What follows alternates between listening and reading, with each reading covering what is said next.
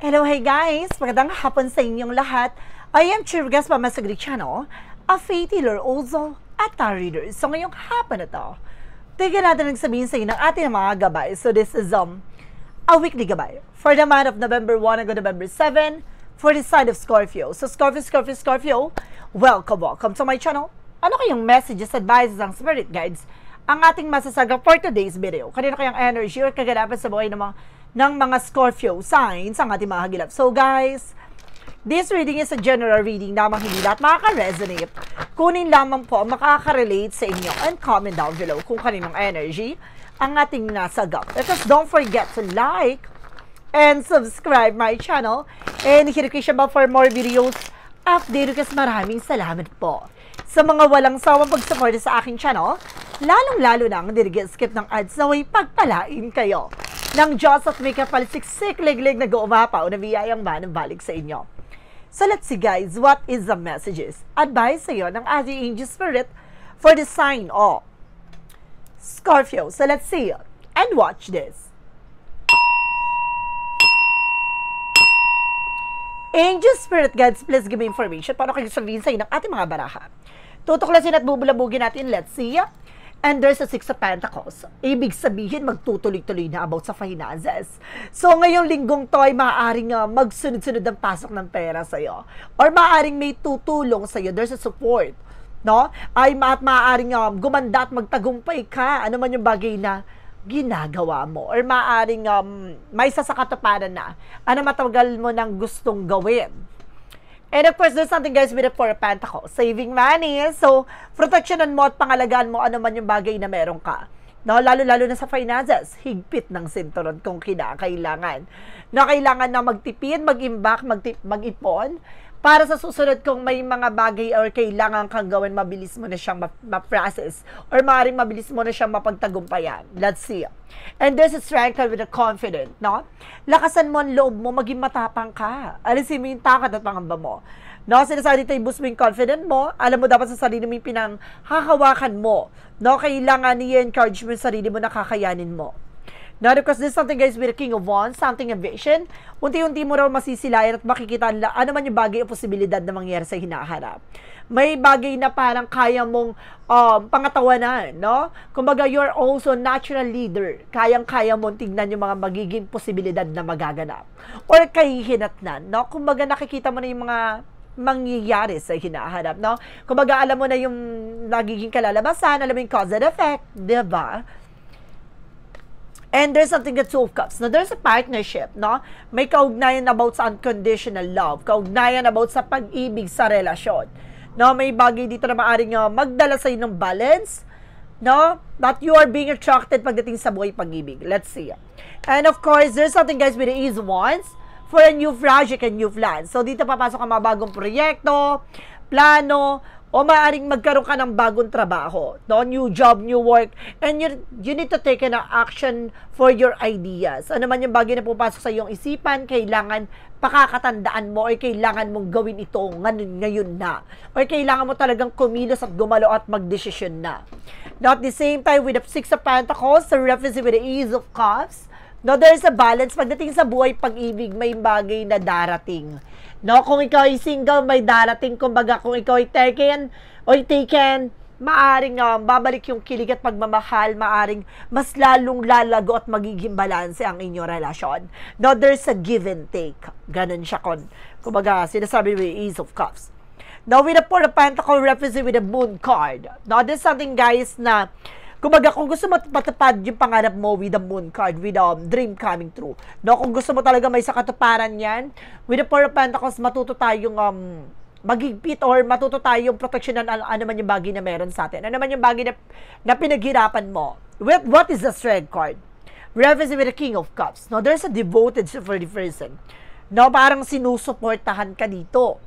No, kumbaga, sinusuportahan ka na mas lalong lumalakas ang loob mo.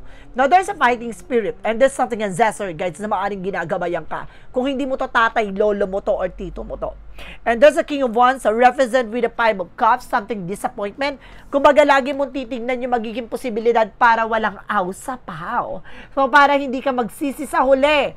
Five of Cups, something disappointment. Five of Cups, something regret. No, para hindi ka magsisi, hindi ka manghinayang. Ano man yung bagay na gagawin mo, lagi mong tatandaan yung mga kahihinatnan with the King of Wands. No, look at the bigger picture. Kung ika nga nila with the King of Wands. Ganun yun. Let's see. Additional messages tayo with an angel spirit. With the Two of Cups represented with the Justice card. No, magkakaroon ka ng balance pagdating sa buhay, pag-ibig, at the same time, makakamit mo at makikilala mo yung taong para sa'yo talaga. The justice will be served. A partnership for a lifetime. Oy, pasabog ka dito. Let's see, what is the Ace of Wands? Represent with the Knight of Swords. So, nagkakaroon ka ng anxiety, sleepless night. Kasi may mga bagay na gusto kang gawin pero hindi mo magawa. Ito yung bagay na nagdadala sa'yo ng lungkot at takot with the Knight of Swords. No? Maaring nangangamba ka or nag-aalinlangan ka kung gagawin mo. Kung hindi ka magtitake ng action, walang mangyayari sa situation. So, kailangan mong, lagi mong pakakatandaan na huwag kang matakot at huwag kang mangambang sumubok. No? Lalo-lalo na sa finances, sa business, no, there's a trying error. No, ganun talaga. Hindi ka basta-basta magtatagumpay ka na agad-agad. Diba? Kailangan mong maramdam at maranasan lahat ng challenges and difficulties, lalo-lalo na pagtungkol sa resource of income or finances mo. What is the Six of Pentacles and the Ace of Cups? Represent with the Two of Swords. So, may mga bagay din dito na maaaring naguguluhan ka. Pag alam mo nagkakaroon ng alinlangan, makinig ka sa gabay mo, sa intuitions mo. Listen to your inner voice.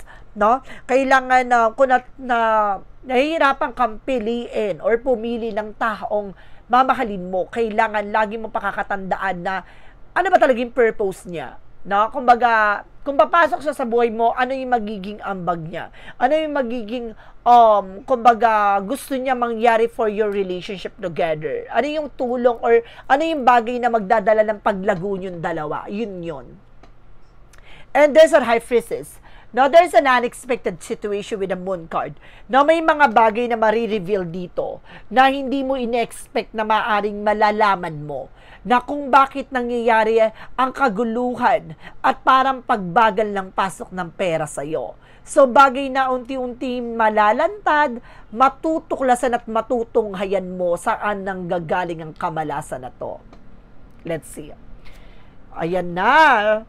Palalim ng palalim hanggang sa malaman mo ang magiging, diba? Magiging resulta or magiging kalalabasan with his strength because the King of Cups represent with the Five of Wands. O, diba? May mga kakompetensya. No? May mga taong kumbaga kumukontra sa'yo. No? There is a lot of evil eye. No? May mga taong may mga ngit-ngit at inggit sa katawan na hindi mo man gusto, hindi mo man alam, hindi mo man kontrolado. Sinasabi nito maraming nakatingin na mata sa'yo na maaaring nagingit-ngit na sila sa inggit sa'yo. Or, hindi naman natin alam kung sino yung mga yan. Bagkos kailangan mo lang proteksyonan ang sarili mo laban sa kanila. So, this is the King of Wands and the Five of Cups. Represent, guys, with the Six of Cups. Oh my God, look at the bigger picture kung ayaw mo magsisi sa huli. No, kapag sinasabi dito may mga bagay na nangyari from the past para hindi na siya maulit-ulit, no? Para there's something not repeated cycle, na para hindi maulit yung sistema, eksena, kailangan mong matuto. Lagi mong makakatandaan yung nangyari. Na or mangyayari. What is the Two of Cups? I request the Justice card. Represent with a Death card. Oh, now there is something a transformation. No, may bagay na unti-unti nang mababago. No, matatapos na ano man yung bagay na nangyari pagdating sa relasyon, may karma at hustisya. Ito na maaring maniningil na nga, no? Ang hustisya. Then something the Ace of Wands request the Knight of Swords represent with the Five of Pentacles.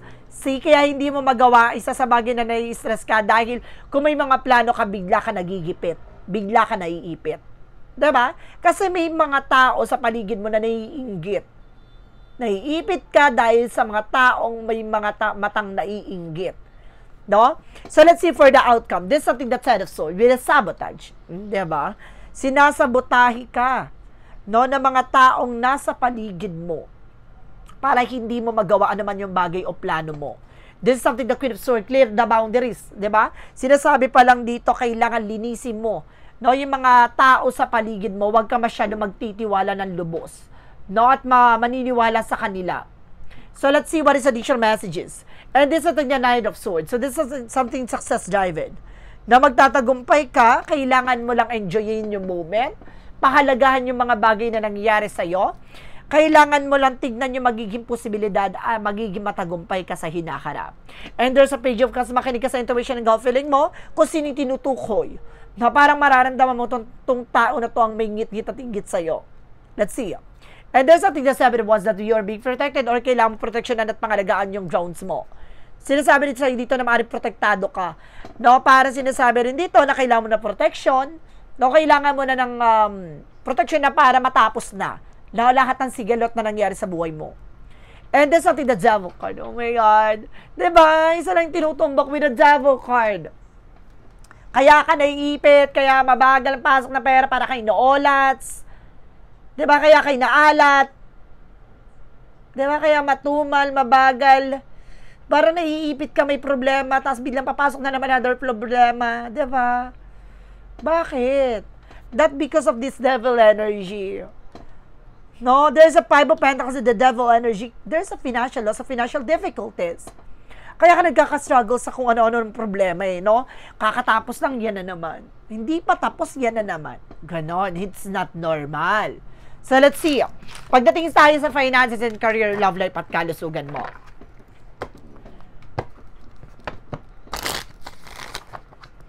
Pagdating sa finances and career, love life at kalusugan. O, cut ko muna to. Okay. Let's see, guys. So, there's a chart card. Pagdating sa finances and career mo, you need to take an action. Na magkakaroon ng changes and development. No, kung magtatagumpay ka na at haharapin mo na ang mga problema, handa ka na. No? And there's a 10 of Wands, something burden. So, ano man yung bagay na nagbibigay pabigat, masusolusyonan mo na. Kung saan talaga nanggagaling ito. No, there's an 8 of Wands with a fast communication and fast movement. Dadami ang transaction. Dadami ang communication. No, maraming mga informasyon na darating sa'yo na may kaugnayan about sa finances mo. Maaring itong bagay na ito, maaring dumating sa'yo ay kliyente, customer, or tao, or maaaring makapag-travel ka pa sa move nowhere. Now, of course, there's something that you pentacle for collaboration. Mag-ingat ka sa mga taong nakakasalamuha mo. Mga taong nakakausap mo. So, I mean na parang sinasabi dito, no, sa tuwing nakakausap mo tong tao na to, no, biglang minamalas ka. No, sa tuwing nakakausap mo tong tao na to, nakakakuha ng information sa'yo, nagkakaproblema ka. Oh, alam mo na. And there's something that star card healing and recovery. Pagdating sa finances mo, makaka-recover ka talaga. No, magkakaroon ng healing recovery, and this is something a wish fulfillment. Ano man yung bagay na pinapangarap mong matupad pagdating sa resource of income or finances, negosyo, trabaho man yan, matutupad na yan. And this is page of sword, being curiosity, just being witty. Mas maging wais ka na. Mas maging matalino ka na how to manage and control these finances or resource of income or work or business. Pagdating sa love life, guys, there's a temperance. No, this is something divine intervention. Paalala sa iyo, matuto kang kumalma. No, matuto kang maging mahinahon at balanse pagdating sa relasyon. And there's a 10 of Cups, happiness. Magiging masaya at magiging maligayang pamilya mo. No, at even yung puso mo. And there's something I really for sure with the destiny is yours. Talaga nakatadhana kayo ng person mo sa isa't isa. If you're being single, maaaring may darating na maaaring itinakda para magpatibok sa pihik ang puso mo. And there's a Queen of Pentacles, basta maging mature ka how to manage and control your family, your life, your love life, your home. And there's something, guys, with the Magician, with the power of God, there's something creation. Ikaw yung gagawa na ikabubuti ka sasama mo. There's a reflection with the Magician.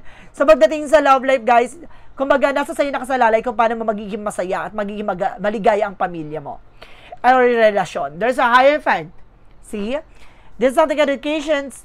No, there's something, guys, with the separation. Some of you, kumbaga, matutumbok mo na kung bakit lagi ka iniiwan. Malalaman mo na kung bakit ka nasasaktan. Kaugnay niya ng gawa ng kulam. No? Pagdating naman tayo sa kalusugan mo, there's something with the Queen of Cups, emotional intelligence. Mas maging matalino tayo pagdating sa emosyon. Huwag kang padadala ng tensyon. No, parang iinisin ka, gagalitin ka, wag ka, kumalma ka. Ganon. Kumbaga may mga tao sa paligid mo na parang lalo kang iinisin, lalo kang gagalitin. No. Wag ka matrigger sa kanila, kumalma ka. And there's something that our moment. No, there's a major changes. No, may mga bagay na magbabago na pagdating sa kalusugan nyo, pamilya. No? Kumbaga, ngayon linggong to ba, dahil masusolusyonan mo na at matatapos mo na to, no, matatapos na rin yung mga kung ano-ano nararamdaman ng pamilya mo. And there's a for once, a celebration is coming in. Talagang magkakaroon ng celebration at ganda ng kalusugan, maghanda na kayo. No, parang, kumbaga, babalutin nito na magandang energy sa inyong kalusugan. And there's an emperor, just being mature enough and being grounded. Pagdating sa kalusugan, iwasan nyo yung mga bawal. Tantanan nyo yung mga bagay na alam nyo nakakasama sa inyo. No, iwas na kayo sa mga bagay na alam mo nagtitrigger ng inyong karamdaman. Let's see. And there's something at 2 Pentacles. Maging balanse ka. No? Physically, mentally, emotionally. Maging balanse ka sa lahat ng bagay na gagawin mo, sa lahat ng bagay na kakainin mo, sa lahat ng bagay na iinumin mo. Maging balance ka. And there's something at Page of Wands. May magandang balita. Pagdating sa kalusugan mo, gaganda na raw ang pakiramdam mo. No? Gaganda na raw ang nararamdaman mo. Luluwag na yan. Let's see what is the magical fair messages advices for you. And of course, the pick of yes or no. So let's watch this. So, nandito na tayo guys sa huling chapter ng ating reading, no? So, kung hindi ka pa nakasubscribe sa akin at nananatili kang nanonood sa akin, alam mo na, no? Palambing naman, pa-subscribe na ako and of course, pakipollow na rin ako sa aking FB page. Diba? So, let's see what is the magical fire messages advices for you guys. Okay, so this is something, get some exercise. So, kailangan mo rin mag-exercise. Tamang diet, no? No, para mabago mag-improve ang health mo, kailangan mo mag-exercise din. Stretching, diet. No, this is something on the holiday. No, ngayong holiday to, it's a gateway for you to vacation, no? Kailangan mong, kumbaga, magkaroon ng time sa sarili mo and of course to your family. Yin and Yang Oracle card represent guys with a message and dreams na maraming mensahe sa panaginip mo. No, maaring nananaginip ka isang mensahe na yan na maaring unti-unti na matapad yung mga pangarap mo. O maaring isang bagay na panaginip yan para mag-pay attention ka. And there's a freedom. Dahil makakalaya ka na. Makakawala ka na sa anumang pinagdadaanan mo, sa mga bagay na nararanasan mo. So let's see. At marami daw opportunities sa darating at dadapo. And there's the artist. Tulad na sinasabi ko, magaling magpaikot, magaling magdrama, mag-ingat kayo sa tao na to. And there's an intuition. Tama ka ng gut feeling. Tama ka na nararamdaman. There's an intuition. Pinahahatid sa'yo ng ating gabay na siya mismo. Tumbok na tumbok. Kung sino ang tinutukoy mo. May hinala ka. Yes, siya na nga. Wala nang iba. What is the synchronicities? Now, some of you guys know there's a marriage. Now, there's a marriage. Tatlo to ha, tatlong energy. There's a marriage. There's a reconciliation. Meron dito magkakabalikan, meron dito ikakasal, at meron naman ditong kumbaga nagloko or magloloko. So, kailangan mag-ingat po tayo dito sa mga negative na nakita natin dito. Tatlong energy. No, just being aware. No, meron dito magre-reconcile. Meron naman dito na parang mas lalong tataas ang inyong relationship. No, with a high level commitment. O meron naman dito na maaaring masira. Mag-ingat kayo. What is Archangel Michael messages? Your home is protected by angels, no? Ang inyong tahanan ay protektado ng ating mga gabay, lalo-lalo na ating Archangel Michael for protections. Let's see what is the Jesus loving code said. A Jesus loving code said, nothing shall be impossible to you. So, ibig sabihin nito, kumbaga, lahat ng bagay na to ay walang imposible. Lalo-lalo na pagdating sa ating Panginoon. No, lahat ng bagay na ito ibibigay daw sa'yo. So, let's see what is additional messages tayo with an angel's number.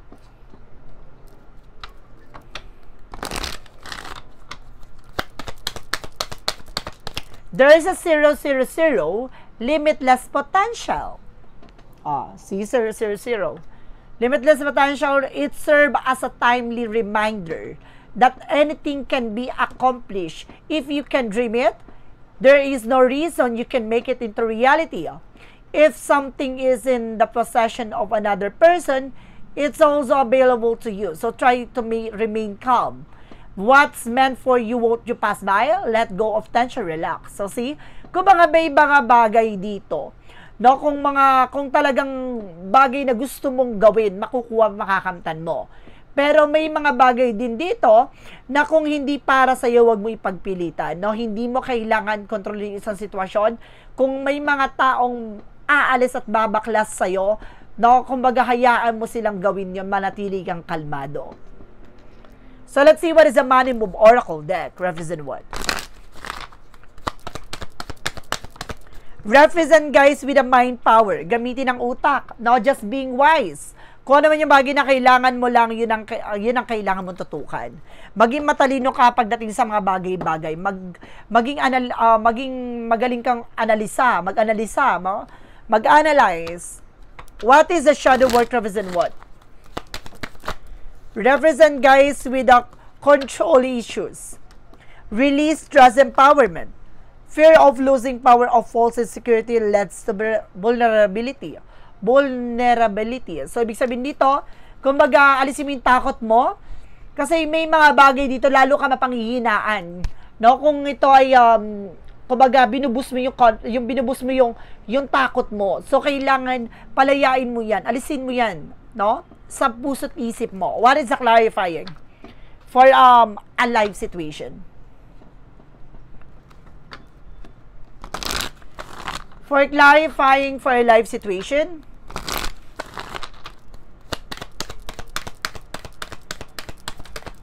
represent with the quiet moments. Seek solace in the silent where clarity find its true voice. So see, hanapin mo ang sarili mo sa katahimikan. Ibig sabihin dito, kailangan mo mag-meditate, nag-contemplate. No, dahil hindi ka maliliwanagan sa magulong sitwasyon. So, kailangan mo humanap ka ng isang lugar na kung saan ka makakapag-relax. What is the clarifying for a love situation?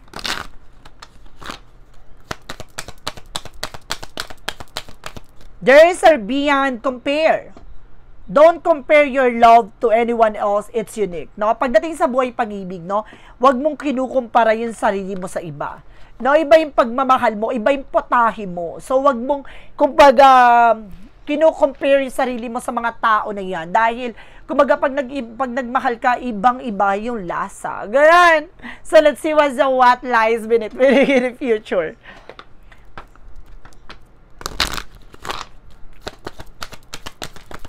Now, there's something, guys, with, don't want to hear it. May mga bagay na parang ayaw mong marinig.